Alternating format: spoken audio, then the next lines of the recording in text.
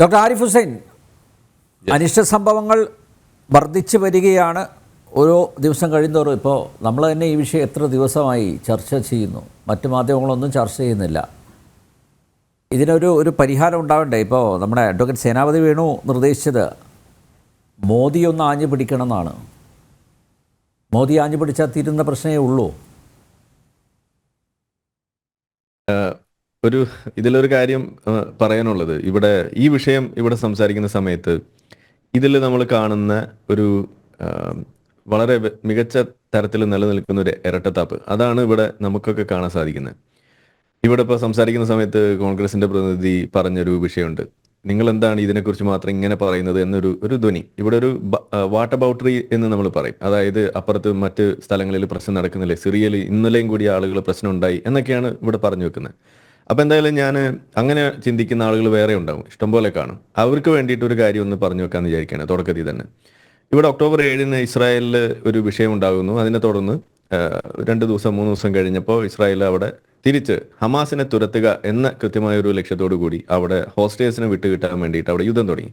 അതിനുശേഷം പിന്നെ ഇവിടുന്ന് അങ്ങോട്ട് നിലവിളിയാണ്. ആ നിലവിളി എന്ന് പറഞ്ഞു കഴിഞ്ഞാൽ അവിടെ ആളുകൾ കൊല്ലപ്പെടുന്നു, വലിയ പ്രശ്നങ്ങളാണ്, പിന്നെ കുട്ടികളെ കൊല്ലുന്നു. അതുപോലെ എന്താണ് അവിടുത്തെ പോരാളികളോടൊപ്പം എന്ന് പറഞ്ഞ് ഹമാസിന് വരെ ഐക്യദാർഢ്യം, ഇങ്ങനെ പോകുന്ന സമയത്ത് നമ്മൾ അവരോട് ചോദിക്കാൻ ശ്രമിച്ചിരുന്ന ഒരു ചോദ്യമുണ്ട്. പക്ഷെ ആ ചോദ്യത്തിലൊരു ഡിഫറൻസ് ഉണ്ട്. ഇതേ ചോദ്യം തന്നെയാണ് കേട്ടോ അന്ന് നമ്മൾ പറയുന്നത്. അപ്പോൾ ആ ലിസ്റ്റ് ഒന്ന് കംപ്ലീറ്റ് ആക്കാമെന്ന് വിചാരിക്കണം. ഇന്ന് ഇവിടെ നമ്മൾ പറഞ്ഞപ്പോൾ സിറിയ മാത്രമേ വന്നുള്ളൂ. അപ്പോൾ നമുക്ക് ആ ലിസ്റ്റ് ഒന്ന് പറയാം. ഒന്നാമത്തെ രാജ്യം, ആ ഒക്ടോബർ 7 ശേഷം നടന്നുകൊണ്ടിരുന്ന ആ പ്രശ്നങ്ങൾ നടക്കുന്ന സമയത്ത്, സമാന സമയത്ത് നടന്നുകൊണ്ടിരിക്കുന്ന പ്രശ്നങ്ങൾ, അതേസമയം നടക്കുന്ന പ്രശ്നങ്ങൾ, അത് ചിലപ്പോൾ ഇതിനേക്കാൾ കൂടുതൽ ആളുകൾ കൊല്ലപ്പെട്ടുകൊണ്ടിരിക്കുന്ന പ്രശ്നങ്ങൾ, ഇതിനു മുന്നേ തന്നെ തുടങ്ങിയിട്ട് ഇപ്പോൾ തീരാത്ത പ്രശ്നങ്ങൾ, ഇതെല്ലാം ഉൾപ്പെടെയാണ്. അതിലേറ്റവും പ്രധാനം ഒന്ന് അഫ്ഗാനിസ്ഥാൻ. അവിടെ ഈ ഒക്ടോബർ 7 ശേഷം അവിടെ ബുദ്ധിമുട്ട് നടക്കുമ്പോഴും അഫ്ഗാനിസ്ഥാനിൽ അവിടെ കുട്ടികൾ, പെണ്ണുങ്ങൾ അവിടെ താലിബാന്റെ തല്ലേറ്റ് അവിടെ വീണുകൊണ്ടിരിക്കുകയായിരുന്നു. രണ്ടാമത്തെ രാജ്യം അർമേനിയ, അസർബൈജാൻ. ആ ഒരു പ്രദേശത്ത് അവിടെ നമ്മുടെ നാഗോർണോ കറാബക്ക ഒരു സ്ഥലം, അവിടെ ഒരു കോൺഫ്ലിക്റ്റ് ഉണ്ടായിക്കൊണ്ട് മുസ്ലിങ്ങൾ അവിടെ അർമേനിയക്കാരെ അവിടെ വംശീയ ഉന്മൂലനം നടത്തിക്കൊണ്ടിരിക്കുകയായിരുന്നു. ആയിരക്കണക്കിന് ലക്ഷക്കണക്കിന് ആളുകളാണ് അവിടെ നാട് വിട്ട് ഓടേണ്ടി വന്നത്. അതിനെക്കുറിച്ച് ഇവിടെ ആരും ഒന്നും പറഞ്ഞിട്ടില്ല. അപ്പോൾ ഇത് അവിടെ നടന്നുകൊണ്ടിരിക്കുമ്പോഴാണ് ഈ പറയുന്ന സംഗതി അവിടെ നടക്കുന്നത്. അതിനുശേഷം ബുർക്കിന ഫാസോ.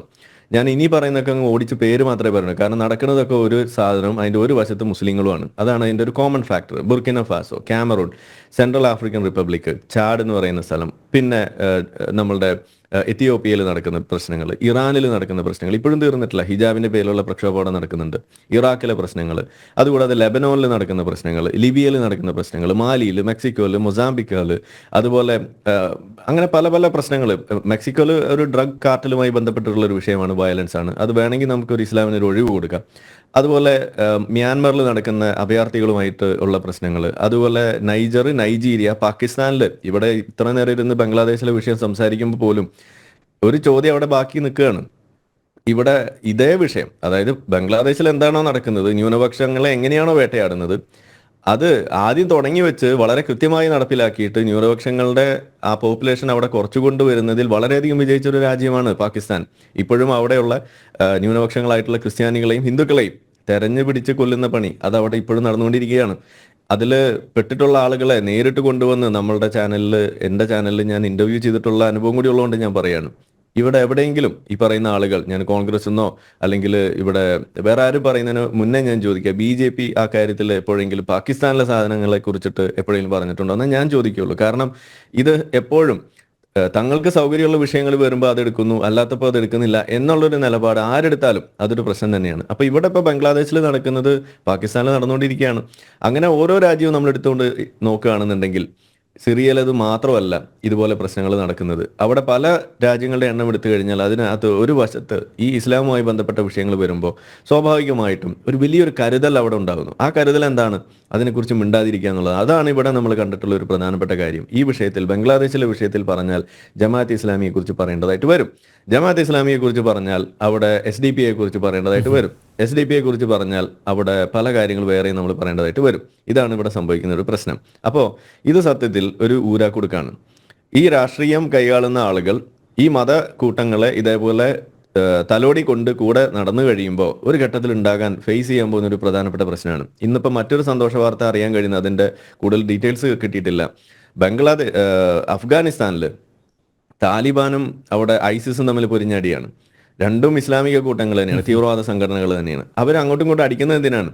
അവരങ്ങോട്ടും ഇങ്ങോട്ടും അടിക്കുന്നത് ഐസിസുകാർക്ക് താലിബാനെ കണ്ടുകൂടാ. കാരണം അവർക്കൊരു പഷ്തൂൺ, ഒരു നാഷണലിസ്റ്റ് വാദം അവിടെ ഉണ്ട്. അങ്ങനെ ഒരു ദേശീയത അവർ ഉയർത്തിപ്പിടിക്കുന്നു. ഇസ്ലാമിനെ സംബന്ധിച്ചിടത്തോളം അത് അന്യമാണെന്നും നമ്മൾ അതൊന്നും വെക്കാൻ പാടില്ല എന്നും പറഞ്ഞുകൊണ്ടാണ് അവരവിടെ അതിനെ എതിർക്കുന്നത്. മാത്രമല്ല അതിന്റെ ഭാഗമായിക്കൊണ്ട് ഇസ്ലാമിക രാഷ്ട്രം സ്ഥാപിക്കാൻ എന്നും പറഞ്ഞുകൊണ്ട് എങ്ങനെയാണോ ഇവിടെ ജമാഅത്ത് ഇസ്ലാമി ഇവിടെ പാകിസ്ഥാനിലും ബംഗ്ലാദേശിലും ഇന്ത്യയിലും കടന്നിട്ട് കളി കളിക്കുന്നത്, അത് അവിടെ കളിച്ചതിന്റെ ഭാഗമായിട്ട് അവിടെ ജമാഅത്ത് ഇസ്ലാമിയെ നിരോധിക്കാൻ വേണ്ടിയിട്ടാണ് അഫ്ഗാനിസ്ഥാൻ അവിടെ നിയമങ്ങൾ പാസ്സാക്കാൻ വേണ്ടിയിട്ട് ശ്രമിക്കുന്നത്. അവർ ഓർഡറുകൾ കൊടുക്കുന്നത് അങ്ങനെയാണ്. അപ്പോൾ ഈ ഒരു രീതിയിൽ നോക്കുമ്പോൾ ജമാഅത്തെ ഇസ്ലാമിയെ തള്ളിപ്പറയാൻ മാത്രമല്ല, അതിനെ ബാൻ ചെയ്യേണ്ട സമയം ഇന്ത്യയിൽ അതിക്രമിച്ചിട്ടുണ്ട് എന്ന് പറയുന്ന ഒരാളും കൂടിയാണ് ഞാൻ. കാരണം അതിവിടെ ബാൻ ചെയ്യണം. ആളുകളുടെ ഇടയിലേക്ക് ഇത്രമാത്രം കാലുഷ്യം, അതുപോലെ ഇത്തരം മതപരമായിട്ടുള്ള ചിന്തകൾ, ഈ മതരാഷ്ട്രവാദത്തിന്റെ വിത്തുകൾ ഇട്ട് കൊടുക്കുന്ന, അതിനെക്കുറിച്ച് നിരന്തരം ചിന്തിപ്പിക്കുന്ന, അതിനു വേണ്ടിയിട്ട് ആളുകളെ ഇങ്ങനെ കൈപിടിച്ച് നടത്തുന്ന ഒരു പണി, അത് ഏത് കാലം മുതൽ ജമാഅത്ത് ഇസ്ലാമി നടത്തിയിട്ടുണ്ട് എന്ന് ആലോചിക്കാം. ഇവിടെ ബംഗ്ലാദേശിന്റെ വിഷയം പറയുമ്പോൾ, റസാക്കേഴ്സിനെ കുറിച്ച് പറയുമ്പോൾ, ഹിന്ദു കൂട്ടക്കൊല 1971 നടന്നതിനെ കുറിച്ച് പറയുമ്പോൾ, അതിലെല്ലാം കൃത്യമായ പങ്ക് നമുക്ക് എണ്ണിയെടുക്കാൻ പറ്റുന്നതാണ്, വരച്ചിട്ടുള്ളതാണ് ഈ പറയുന്ന ജമാഅത്ത് ഇസ്ലാമിയുടെ പങ്ക്. അതുകൊണ്ട് തന്നെ അവർ 1971 ശേഷം, അവരുടെ സ്വാതന്ത്ര്യ ആഘോഷത്തിന് ശേഷം അവർ പിന്നീട് എടുത്ത ഒരു പ്രധാന പണി എന്താണ്? ജമാഅത്ത് ഇസ്ലാമിയെ നിരോധിക്കുക. അതിൽ അന്ന് ആ കൂട്ടക്കൊലയിൽ പങ്കെടുത്ത ആളുകളെ തെരഞ്ഞുപിടിച്ച്, അതിലെ നേതാക്കളെ തെരഞ്ഞുപിടിച്ച് ജമാഅത്ത് ഇസ്ലാമിയുടെ നേതാക്കളെ തൂക്കിക്കൊല്ലലായിരുന്നു അവരുടെ പ്രധാനപ്പെട്ട ഒരു പണി. അപ്പൊ അങ്ങനെയൊക്കെ ചെയ്യേണ്ടി വന്നിട്ടുണ്ടെങ്കിൽ നമ്മളിവിടെ ചോദിക്കുന്ന ഇതാണ്, അങ്ങനെ കൃത്യമായ പങ്കുള്ള ആ കൂട്ടത്തെക്കുറിച്ച്, ആരാണത് ചെയ്യുന്നത് എന്നതിനെ കുറിച്ച് എന്തുകൊണ്ടാണ് വളരെ കെയർഫുൾ ആയിട്ട് ഇങ്ങനെ ആ ഭാഗം മെൻഷൻ ചെയ്യാതെ ഇങ്ങനെ പോകുന്നത് ഇവിടെയുള്ള ഭരണപക്ഷമായാലും പ്രതിപക്ഷമായാലും എന്നതാണ് എനിക്ക് ചോദിക്കാനുള്ളത്. ഇവിടെ ഇസ്ലാമിക തീവ്രവാദികൾ നടത്തുന്ന ഇത്തരത്തിലുള്ള പ്രശ്നം, അത് ഇപ്പൊ അവിടുത്തെ ഹസീന ഓടേണ്ടി വന്നത് പോലും ആ രീതിയിലാണെന്ന് പത്രങ്ങൾ പറയുമ്പോൾ പോലും അത് ആ രീതിയിൽ പച്ചയ്ക്ക് വിളിച്ചു പറയാൻ ഇവിടുത്തെ എത്ര മാധ്യമങ്ങൾക്ക് സാധിക്കുന്നുണ്ട്? അതാണ് ഇവിടുത്തെ പ്രധാനപ്പെട്ട ചോദ്യം. ഇനി മാധ്യമങ്ങൾ ചോദിച്ചില്ല, ഇവിടുത്തെ ഈ രാഷ്ട്രീയം കൈയാളുന്ന ആളുകൾ, കോൺഗ്രസിനടക്കം ഇത് ചോദിക്കേണ്ട ബാധ്യതയില്ലേ? ഇത് നിങ്ങൾ ചോദിച്ചു കഴിഞ്ഞാൽ ഈ സമാന സംഗതി നിലവിൽ നടന്നുകൊണ്ടിരിക്കുന്ന പാകിസ്ഥാനിലെ വിഷയം ചർച്ചയാകില്ലേ? ചർച്ചയാക്കേണ്ടതെന്നാണ് ഞാൻ ചോദിക്കുന്നത്. ഇലക്ഷന്റെ ടൈമിൽ ഒരു റിപ്പോർട്ട് വന്നിരുന്നു, ന്യൂനപക്ഷ സമൂഹങ്ങളുടെ പോപ്പുലേഷന്റെ ഗ്രോത്തും അതിന്റെ ഡിക്ലൈനും സംബന്ധിച്ചിട്ട്. ആ റിപ്പോർട്ടിൽ എന്താ പറയുന്നത്? ഇന്ത്യൻ സബ് കോണ്ടിനെന്റ് നമ്മൾ എടുത്ത് നോക്കിക്കഴിഞ്ഞാൽ ഏറ്റവും കൂടുതൽ ന്യൂനപക്ഷങ്ങൾക്ക് കുറവ് സംഭവിച്ചിട്ടുള്ള സ്ഥലങ്ങൾ നമ്മൾ എടുത്തു നോക്കുന്നു.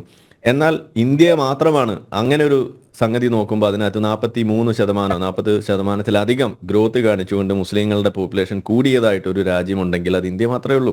അപ്പോൾ അങ്ങനെ ഒരു ഇന്ത്യയെ കാണിച്ചുകൊണ്ട് ന്യൂനപക്ഷ വേട്ട എന്ന് പറയാൻ നടക്കുന്ന ആളുകളുടെ മുന്നിലേക്ക് വെച്ചുകൊണ്ട് തന്നെയാണ് ഞാൻ ചോദിക്കുന്നത്. പച്ചയായ ന്യൂനപക്ഷ വേട്ട നടക്കുന്ന 10-20% ഉണ്ടായിരുന്നതിൽ നിന്നും 8%, 7% ഒക്കെ ആയി കുറച്ച് വെച്ചിട്ടുള്ള ഈ ന്യൂനപക്ഷ വേട്ട നടക്കുന്ന സ്ഥലങ്ങളെക്കുറിച്ച്, അത് നടത്തുന്ന ആളുകളെക്കുറിച്ച് നിങ്ങൾ എന്തിനാണ് ഇങ്ങനെ വളരെ ഒരു ഇങ്ങനെ കരുതിക്കൂട്ടിയുള്ളൊരു മൗനം, ഇത്രമാത്രം കരുതലോടെയുള്ളൊരു മൗനം എന്തിനു വേണ്ടിയിട്ടാണെന്ന് ചോദിക്കുന്നത്. അങ്ങനെ ചെയ്തതുകൊണ്ട് എന്താണ് അതിന് ഗുണം കിട്ടുന്നത്? അത് ചെയ്തതുകൊണ്ട് നിങ്ങൾ ഈ പറയുന്ന ഹമാസിനെ വീരപോരാളികളാക്കിയതുപോലെ അതേപോലെ തന്നെയാണോ ഒരു ഘട്ടം കഴിയുമ്പോൾ ഇവരെയും ആക്കാൻ ഉദ്ദേശിക്കുന്നതെന്ന് നമുക്ക് ചോദിക്കാനുള്ളൂ. കാരണം പച്ചയ്ക്ക് പറയണ്ടേ, തീവ്രവാദികളെന്ന് വിളിക്കാൻ എന്തുകൊണ്ട് മടിക്കണം? ഇതേ നമ്മൾ ചോദിക്കുന്നുള്ളൂ. അത് ഹസീനയ്ക്ക് വിളിക്കാൻ സാധിക്കുന്നുണ്ടെങ്കിൽ ഇവിടെയുള്ള ആളുകൾക്കും വിളിക്കാൻ സാധിക്കണമെന്നാണ് പറയുന്നത്. ഇനി ഇതിൽ മോദി എന്ത് ചെയ്യുന്നു എന്നാണ് ഞാൻ ഇവിടെ എല്ലാവരും ചോദിക്കുന്നത്. ഞാൻ പറയുന്നു, ഇത് മോദി ചെയ്യുന്നതിനേക്കാൾ മുന്നേ ഈ പ്രശ്നം ചർച്ചയാകുന്നുണ്ടോ എന്നുള്ളതാണ് വിഷയം. കാരണം ഒരു ഇന്ത്യക്കാരൻ എന്നുള്ള രീതിയിൽ, ഭാരതത്തിൽ ജീവിക്കുന്ന ഒരു പൗരൻ എന്നുള്ള രീതിയിൽ എൻ്റെ ഒരു ആവശ്യം എന്താണ്? ഈ വിഷയം നമ്മളെ എങ്ങനെ ബാധിക്കും? ഈ വിഷയം നമ്മളെങ്ങനെ ബാധിക്കാതിരിക്കണം? ഇതാണ് നമ്മുടെ ചിന്തയും ചർച്ചയും. അതുകൊണ്ടാണ് ഇതിന്റെ അടിസ്ഥാന കാരണങ്ങളായ മതത്തെ വരെ നമ്മളിവിടെ എടുത്തു വെച്ച് വിമർശിക്കേണ്ടതായിട്ട് വരുന്നത്. അത് നിഷേധിക്കാനോ അത് ചലഞ്ച് ചെയ്യാനോ ഒരാൾക്കും ഇതുവരെ സാധിച്ചിട്ടില്ല. അങ്ങനെ ആരെങ്കിലും വന്നാൽ അപ്പോൾ നമുക്ക് നോക്കാം.